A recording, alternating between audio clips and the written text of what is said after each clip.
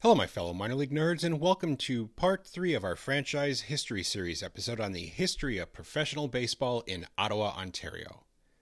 Be sure to check out parts 1 and 2 if you haven't done so yet.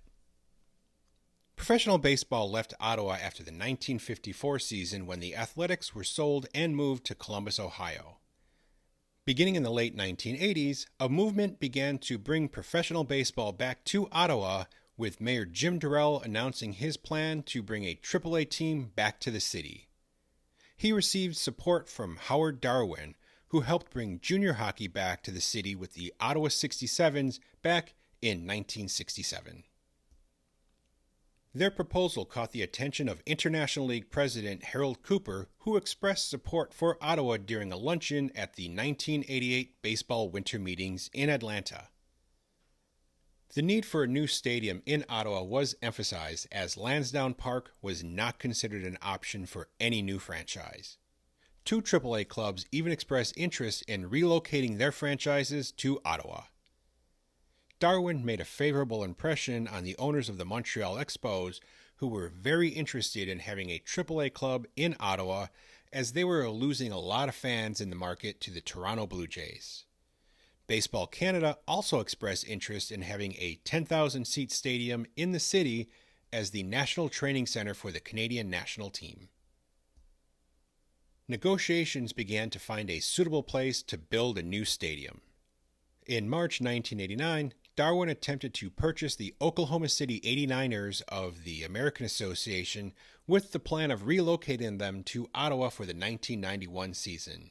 His bid, though, was turned down. Undeterred, he stated that he will attempt to purchase the first available club. He also received the support of Bob Rich, owner of the AAA Buffalo Bisons, who was also the leader of Buffalo's bid to get an MLB expansion team. After long and painstaking negotiations, which saw Darwin throw in the towel and back out at one point, a deal was reached for a new stadium to be built. It was originally named Jet Form Park, later renamed Link Stadium, and is currently named Ottawa Stadium. All the work and long hours by Darwin and others paid off on September 28, 1991, when Ottawa and Charlotte were granted expansion franchises for the 1993 season, beating out Bowie, Maryland, Birmingham, Alabama, and Tulsa, Oklahoma. Darwin received 35,000 suggestions for the team's name, settling on the Lynx. Tom Maloney, who was named the Sporting News 1991 Minor League Executive of the Year, while with the Denver Zephyrs, was hired as the first general manager.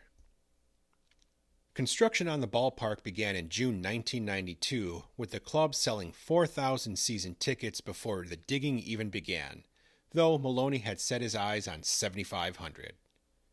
In September 1992, a deal was signed with the Montreal Expos, making the Lynx their AAA affiliate. The two remained together through the 2002 season. Their inaugural home opener was played on April 17, 1993. As was the case for previous Ottawa franchises' home openers, it was a cold and rainy night. The Lynx lost 4-3 to fellow expansion franchise the Charlotte Knights in front of 10,332 fans. In their first season, they qualified for the postseason by finishing in second place in the East Division with a 73-69 record, drawing a league-leading 663,926 fans for an average of 9,772 a game. That was over 83,000 more than the second team, the Columbus Clippers. In the playoffs, they were swept by the Rochester Red Wings in 3. The Charlotte Knights went on to win the Governor's Cup that season. In 1994, their attendance slipped a little over 67,000, but they still led the league, drawing 596,858, and missed the playoffs by finishing with a 70-72 record. It didn't take long for the team to find success on the field as they won the Governor's Cup in 1995, qualifying as a wild card team in the East Division, finishing with a 72-70 record, with their attendance slipping once again, drawing 482,144, finishing fourth in the league. In the postseason, they got some revenge for 1993 when they defeated the Rochester Red Wings in the first round, 3-2 to qualify for the Governor's Cup Championship Series, where they took down the Norfolk Tides 3-1. The team's attendance continued to decline through the 2000 season, the same year Howard Darwin sold his shares in the team to Vermont businessman Ray Pecor for $7 million. As part of the sale, Pecor agreed to keep the team in Ottawa for at least 5 seasons. There are a few theories as to why the team's attendance continued to decline. Seeing the city go nearly 40 years without a team, it became more of a hockey town. When the NHL Senators played during April and May, the first 2 months of the baseball season, many fans opted to attend and watch their games rather than the Lynx. The harsh cold springs Ottawa could have also did not help. Other possibilities were offered by the Ottawa Citizen. One was that a lot of fans did not understand that the Lynx were a feeder team to Montreal, who would always take the best players. Some said homestands were too long, with another explanation being that many felt the Expos were supplying the team with low-quality players. After Pecor took over, he set about beefing up the team's marketing staff, adding new salespeople, looking to work closer with the city's business community, and reaching out to the potential fans across the Ottawa River in Quebec. The cost of parking at the stadium was also cut by more than 50%. He also invested in Jetform Park, upgrading the luxury boxes and buying new food preparation equipment as the team took over concession sales. In 2001, Pecor's first full season as the owner of the Lynx, they finished with a 68-76 record, their 6th consecutive losing season. Their average attendance did increase for the first time to 2,942 a game, seeing them finish bottom in the International League, where every other team drew at least 4,000 per game. At the start of the 2002 season, Pecor stated that he may have to relocate the team if their attendance didn't increase to at least 4,000 a game. He estimated that he was losing between 700,000 and 1 million Canadian a year. Even with the team losing money, he increased the team's marketing budget, hoping to draw in more fans. With the Expos continuing to face financial troubles, and neither the team nor MLB being able to give the Lynx assurances about their long-term future, it was decided to end their 10-year affiliation with Montreal, signing a new agreement with the Baltimore Orioles. The Lynx' best finish was in 2002 when they went 80-61, finishing in third place in the North Division, missing the wild card spot by 5.5 games. 2003 saw them make the postseason for the third and last time when they finished with a 79-65 record, falling in 5 to the Pawtucket Red Sox in the first round of the playoffs. Their attendance dropped to 176,002, finishing last in the league for the 7th consecutive year. In 2006, the team was sold to new majority owners Joe Finley and Craig Stein, based out of Allentown, Pennsylvania, with Pecor maintaining a minority stake. The team then became affiliated with the Philadelphia Phillies. The new owners announced plans to relocate the team to a brand new stadium in Allentown, Pennsylvania for the 2008 season. The city of Ottawa filed a lawsuit to block the move. The owners countered with a suit of their own, seeking $10.75 million in damages, claiming the city failed to provide enough parking spaces, which they allege was a violation of its lease. The Lynx played their last game in Ottawa on September 3, 2007, in front of 7,461 fans, losing to the Syracuse Chiefs 8-5. The team's overall record was 1,001 wins and 1,138 losses, with only 3 playoff appearances. In 2008, they began playing as the Lehigh Valley Iron Pigs. During their 15 seasons in Ottawa, the Lynx had only 5 winning seasons. Future major leaguers who played for the Lynx include Brandon Phillips, Rondell White, Cliff Floyd, Matt Stairs, J.A. Happ, F.P. Santangelo, and Jamie Carroll. Santangelo and Carroll each had their numbers retired by the team. It didn't take long for professional baseball to return to Ottawa. The Can-Am Association placed a team in the city in time for the 2008 season that was owned by veteran minor league operator Miles Wolff. The team was named the Ottawa Rapids in English and Les Rapides in French. Before the start of the season, the team was sold to Rob Hall and Rick Anderson, owners of Zip.ca, an online DVD rental and movie rental kiosk company that operated in Canada.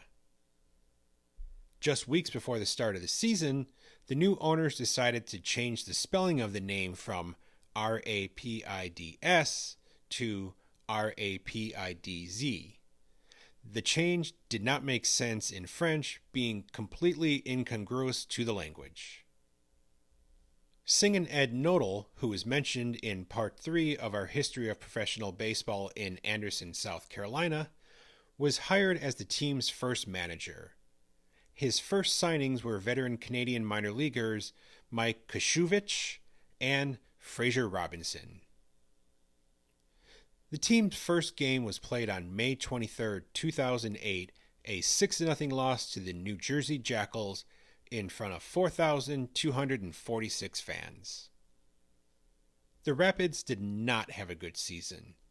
They finished the first half with a 13-34 record and went 18-29 in the second half, finishing in last place of the 8-team league with a 31-63 overall record. Manager Ed Nodal was fired on July 31st, being replaced by one of his coaches, Tom Carcione. Nodal had been given a leave of absence by the team to visit his wife, who was suffering from cancer, being dismissed after returning. Despite the awful season and weather that summer, the team still managed to draw 101,073 fans, which was just under 26,000 less than what the Lynx drew their previous season. The team lost $1.4 million during the season, seeing Rick Anderson leave the ownership group. On September 30th, it was reported that the team filed for bankruptcy, blaming the city of Ottawa for the situation. They cited failed negotiations for a further lease of the stadium, claiming the city was planning on increasing their rent from $108,000 a year to $1 million. The city responded by saying they were willing to offer a 5-year lease extension closer to the $108,000 mark. Can-Am Association Commissioner Miles Wolff indicated that he was interested in keeping a team in Ottawa for the 2009 season and beyond. Plans were made for the league to own and operate a team in the city that would be named the Ottawa Voyageurs, with regular off-season operations taking place. That plan fell apart when the owners of the Atlantic City Surf, which had been having financial issues, were unable to find a buyer for the team, returning it to the league.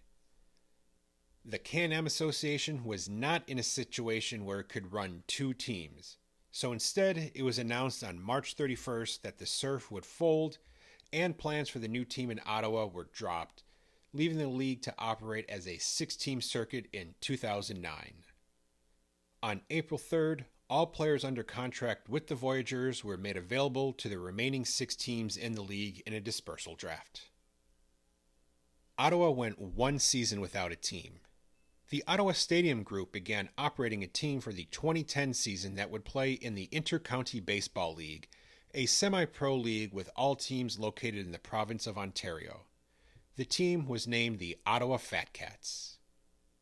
All IBL teams were located in or close to Toronto, with the Fat Cats being the furthest away.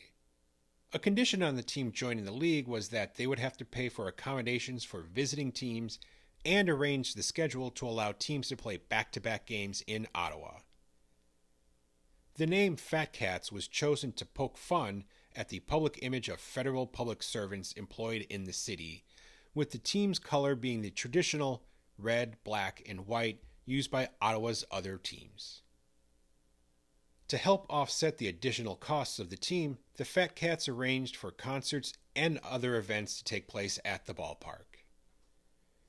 In 2010, they went 11-25, finishing in last place. In 2011, they made the postseason with a 16-18 record, losing in the final to the Brantford Red Sox 4-1.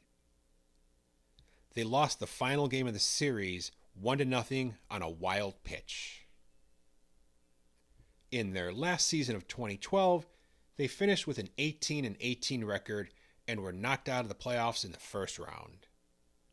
The Fat Cats did not return for the 2013 season, leaving Ottawa to go 2 years without a team in Ottawa Baseball Stadium.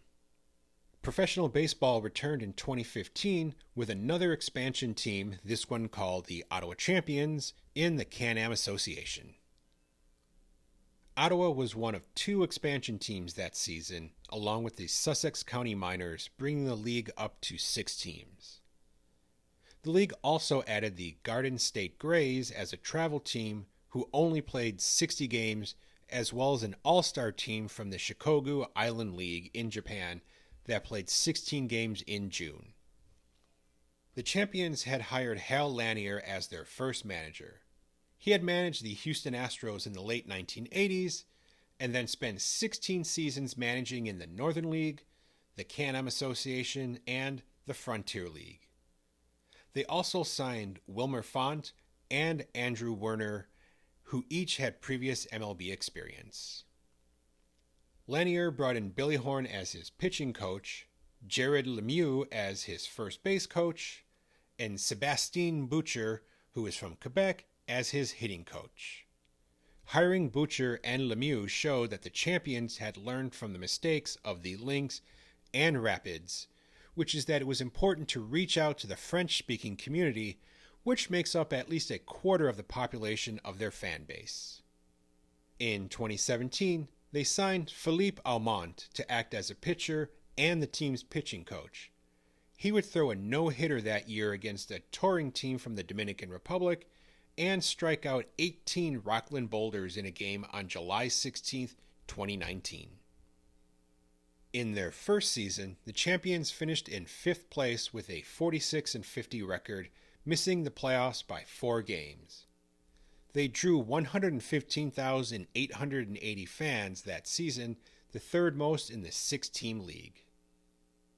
Lanier returned to the team for the 2016 season, leading them to a 51-49 record, which was good enough for 4th place and the last playoff spot. In the first round, they defeated the New Jersey Jackals 3-1 and then went on to defeat the Rockland Boulders 3-2 in the championship series. It was the second series in which the Champions won 3 games in a row. This was the first baseball championship for the city of Ottawa since the Lynx Governor's Cup Championship in 1995. In the last game of that season, on September 15th, former Cy Young Award winner Eric Gagne made the start for the Champions in front of 8,000 fans.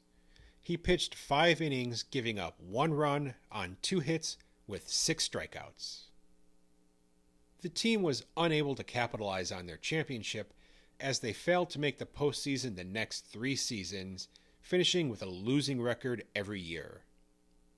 On October 16, 2019, it was announced that the Can-Am League would merge into the Frontier League, bumping the league up to a 14-team circuit.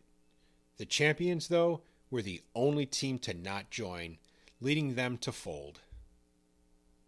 In September 2020, an ownership group that included Sam Katz, owner of the Winnipeg Goldeyes of the American Association, Ottawa Sports and Entertainment Group, who owns the CFL Red Blacks and the Ottawa 67s of the Ontario Hockey League, along with a local lawyer named Jacques J.M. Shore, were able to secure a Frontier League franchise for the city of Ottawa that was scheduled to begin play in 2021.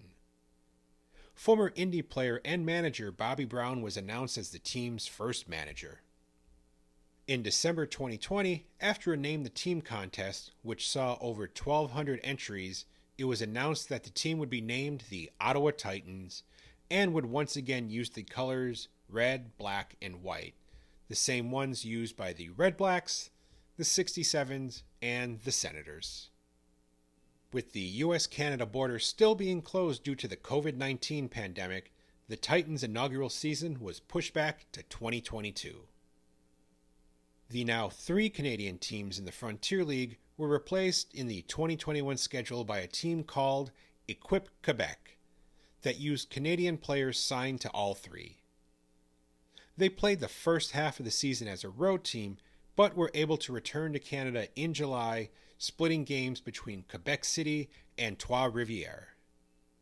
The Titans played their first game in Joliet on May 13, 2022, defeating the Slammers 10-6, with their home opener taking place 11 days later, seeing them defeat the Evansville Otters 2-0 in front of 2,458 fans. In their first season, the Titans finished in 3rd place in the East Division, qualifying for the second wildcard spot. They defeated the New York Boulders 8-2 in the wildcard game, but fell to the eventual league champions, the Quebec Capitales, 2-1 in the Division Championship Series. In 2023, they finished with a .500 record, missing the playoffs. Well, my fellow minor league nerds, that'll do it for this 3-part series looking at the history of professional baseball in Ottawa, Ontario. I do hope you enjoyed it. Thank you for all your support. Stay safe, and until next time, be sure to never stop supporting minor league baseball and never stop learning about minor league baseball history.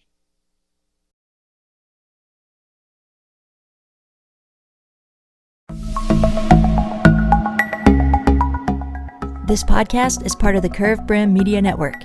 Here are some of the other members of Curved Brim Media. Hi, this is Ed Rivera of the Dad Hat Chronicles. Join me as I interview people just like you and players, coaches, GMs on the path that led you to become a fan of the sport. I'm Paul Caputo, and on the Baseball by Design podcast, I talk to minor league baseball teams, designers, and other super interesting people about what these minor league baseball logos mean, and I talk a little bit about ice cream helmets. What's up, Bucketheads? I'm Anna DiTomaso, and each week on the Baseball Bucket List podcast, I speak with a different fan about their favorite baseball memories, what the game means to them, and what's left to check off on their baseball bucket list. Hey everyone, it's Eric from the great state of Kansas. This is Johnny from the New Orleans Baby Cakes Memorial Museum. And we are the Earn Fun Average podcast, where we talk to a variety of guests about their love of baseball and have fun doing it. America, lower your standards. Average is what we do best. This is Patrick and Corey of BaseballMapper.com, and we have made an interactive map to help highlight all baseball teams from the majors down to collegiate summer leagues. We want to bring you closer to baseball, so get on the site and find a team near you today. Hey guys, this is Patrick Larson from the Minor League Baseball Hat History Series, and in every episode I go through the history of minor league teams through my personal collection of hats. You can find me on Twitter at @PatLarson1. I hope you guys enjoy. Learn more about Curved Brim Media at curvedbrimmedia.com.